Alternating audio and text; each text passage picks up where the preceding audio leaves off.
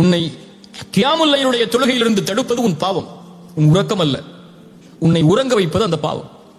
அஷ்ஹது அல்லா இலாஹ இல்லல்லாஹ் அஷ்ஹது அன்ன முஹம்மது ரசூலுல்லாஹ் இன்று ஃபஜ்ருடைய அதானை உன் காதில் விழாமல் ஆக்குவது உன் உறக்கம் அல்ல, உன் உள்ளத்தில் இருக்கக்கூடிய பாவம். அல்லாஹ்வுடைய திக்ரில் நிம்மதியை அடைய விடாமல் தடுப்பது உன்னுடைய காது அல்ல, உன் உள்ளத்தில் இருக்கக்கூடிய பாவம்.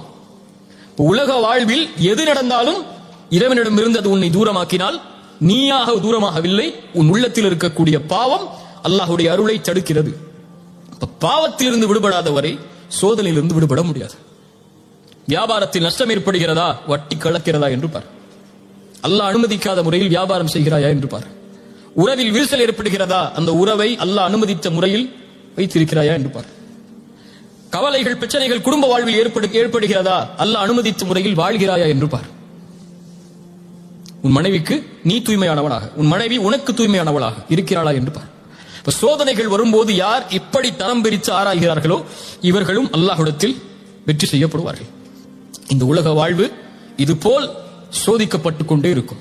அப்படி நீ பாவத்தை செய்து கொண்டிருந்தாலும் அல்லாஹ் உன்னை மன்னிப்பான். விட்டுவிடு, அல்லாஹ் அந்த சோதனையை நீக்கி விடுவான். அன்று முடிவெடு, அல்லாஹ் உனக்கு நீக்குவான்.